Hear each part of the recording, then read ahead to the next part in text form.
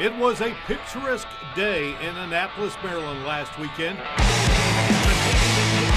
Just perfect for a season-opening win as a new era of Thundering Herd football was launched. We'll look back on the convincing victory over Navy. The offensive line has some veteran leadership in 2021. We'll hear from one of those familiar faces in Will Almer. And of course, we bring you our weekly conversation with Coach Charles Huff.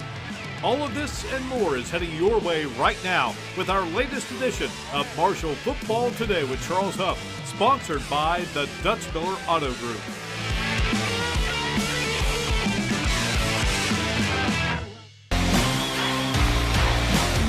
We welcome you into our latest edition of Marshall Football Today with Charles Huff, sponsored by the Dutch Miller Auto Group. Since 1996, Steve Edwards Jr. has served as the head football coach of his alma mater, George Washington.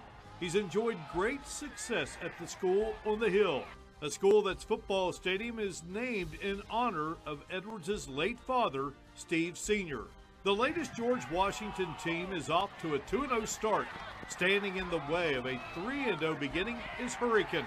Jeremy Taylor's Redskins invade Kanawha County with a record of 1-1. It's a Mountain State Athletic Conference battle, and tonight we bring it to you live on the Hill at Steve Edwards Senior Stadium with our latest installment of the Parmar Friday Night Rivals Game of the Week, presented by Eyewitness Sports.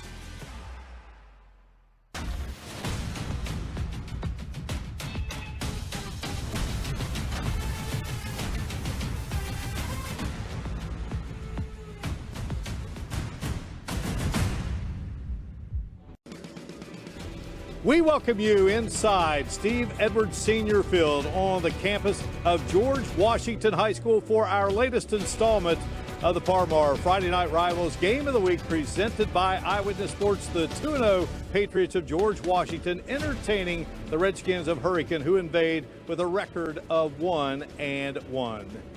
Greetings from Charleston, along with championship coach Mick Price and our great F&R crew. I'm Mark Martin, delighted to have you with us. Ball just shy of the 20. Fenwick from the gun launches, and that one is going to be picked off by Cam Carney. Carney inside the 10. Cam Carney will take it back for a Hurricane touchdown. 3 wide to the left-hander Fenwick. Floats it up, looking for his man, and Fitzpatrick with the athletic grab in the back of the end zone. And it's a touchdown for George Washington. We'll make our 4th venue this season, boy. Just each one, just great atmosphere, great electric. Ashland, Sissonville, Point Pleasant, and now here on the Hill. And how about Clay Matthews spinning through the line, finding daylight, finding the end zone. What a run. What a run. 25-yard touchdown run for Matthews. Clay Matthews. It's a Rock 105 touchdown. Listen to Rock 105. Everything that rocks, and boy, the turnover proves costly. It is one of the great sports venues in the country, the Caesars Superdome, home to Super Bowls, Final Fours, and the National Football League's New Orleans Saints. On Saturday evening, it will be home to the R&L Carriers New Orleans Bowl, featuring the Thundering Herd of Marshall and the Raging Cajuns of Louisiana. We welcome you back to the Big Easy, New Orleans, Louisiana, as we continue to count you down to this bowl matchup between the 7-5 Thundering Herd and the 12-1 Raging Cajuns. Thundering Herd players and coaches got a chance to be inside the Superdome on Thursday, taking part in a special Olympics punt, pass, and kick event.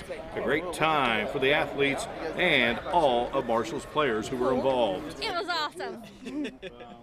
Of course, workouts have been going on for 3 days for the Thundering Herd at Tulane University. There will be a final walkthrough Friday leading up to Saturday night's showdown with the Raging Cajuns.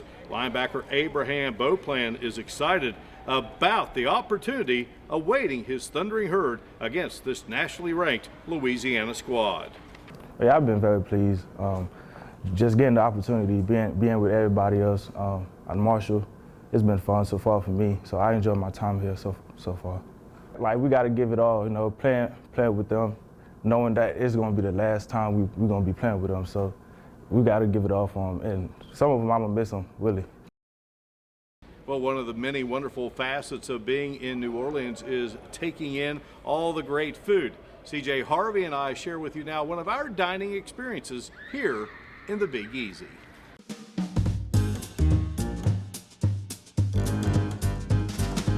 So this is our taste of New Orleans. One of the local favorites, cup of seafood gumbo, which consists of shrimp and crab meat. It's our red beans and rice and andouille sausage, and also our crawfish etouffee. This is our fried crawfish tails, and then this is our shrimp platter, and then our shrimp po' boy with our fresh hot fries. I don't think we're going to go away hungry, do you? No. New to the Mark Martin eating history, never had red beans before. It's always they get like a smoked, like a smoky taste, you know? Yeah. That reminds you of the beans they used to serve us in school. Not quite. No, the other part of the red beans, the smoked sausage that goes with it, like I said, you got that smoky flavor. It's really, really good. So, Thanks for saving me a bite. no, you're welcome. You know, you might need to order. I guess I'll have to order some more. Hey, you know, we thought we'd go with the crawfish. You know, we've never had crawfish before. Thought I'd go the safe route with these little bites that are deep fried, but man, I tell you, to me, it reminds me of shrimp. But we don't have any shrimp here. No, I don't know about you, but I'm in the mood for some shrimp. We've got something a little more handheld here, the po' boy. I've got all the shrimp left over on the plate here, and so here we go.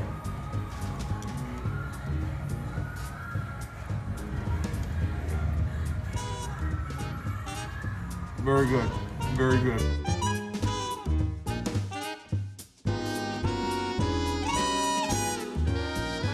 All right, look at this. And here's our bread pudding with our praline rum sauce. Oh my gosh. Well, I like pudding and I like bread. The bread pudding is perfect. Winning combination.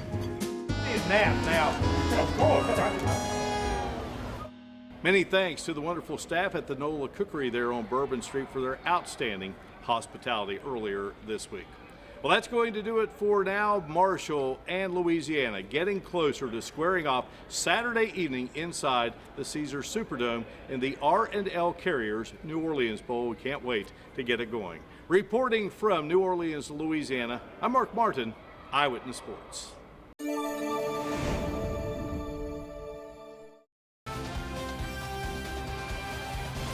Hi there, welcome into Eyewitness Sports. Great to have you along. The first four-class high school basketball tournament in West Virginia history is now just that, history.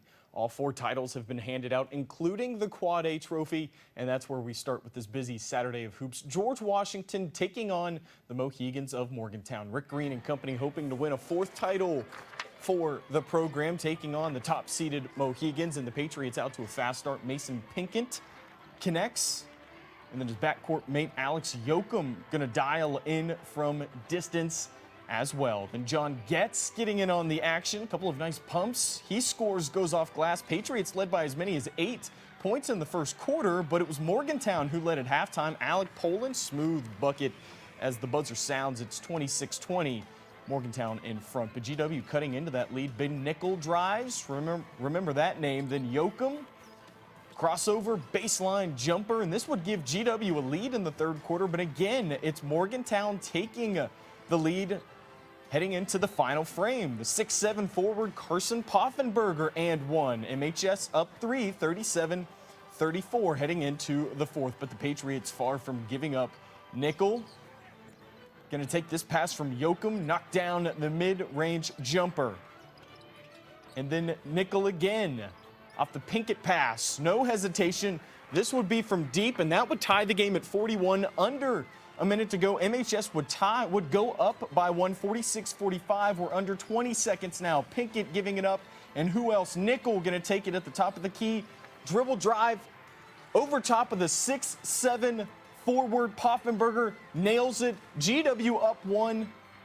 And then Luke Bechtel is going to take the final shot here for Morgantown. They choose not to take a timeout. It's off the mark. George Washington wins the first Quad A championship, beating Morgantown 47-46. What a finish on this final day of the high school basketball season. I knew something had to happen. I got the ball at the top of the key. He was forcing me left. One jab, dribble right, got in my spot and hit a shot luckily. We put the work in every single day to get to this moment right here. And to see it come true like this, to end it like this, is special. And Ben came up huge with a big shot, and he deserved to see that go in the basket. And I'm just so proud of my team right now. I'm just so proud. Yeah, and there it is, the 4A championship trophy delivered to those Patriots of George Washington. All right, moving on. Southern West Virginia has a rich history of championship basketball, especially in Logan County. Between Chapmanville Regional High School and Logan High School, the two programs have 9 state titles to their name. Today, the third high school in Logan County saying they won in on the fun too. The Man Hillbillies trying to win its first ever boys basketball title, taking on Pendleton County, who's on a 40-game win streak. What a storyline here in the Class Single A Championship. First quarter, Man's Austin Ball lifting this one up and in. He had 10 points in the first half, but it was Pendleton County who led the majority of the first 2 quarters. Josh Alt gets it to fall here for the Wildcats. Watch this just before the break. Billy's down 3 and Caleb Blevins, the Jackson Tackett, calmly lays it up before the buzzer, and the Wildcats were up 19-18, so the Goats are down heading into the third quarter, but Man would take the lead heading into the fourth, and then Pendleton's Tanner Townsend would score back-to-back threes here, giving the Wildcats a lead 32-29, but Man settling in down the stretch. Pendleton County all fired up, but again, I said the Billies starting to find their rhythm. Under 4 minutes to go, Peyton Adams gets the runner to fall. Then Ball had a great game off, and then rebound. He puts it back up and scores. And then the Billies making some late stops. They hit some big free throws, and this would be the cherry on top. Have a day. Austin Ball throws it down, a game high 20 points. And yes, the Hillbillies from Logan County of Man High School winning their first boys basketball championship, beating Pendleton County 43-36.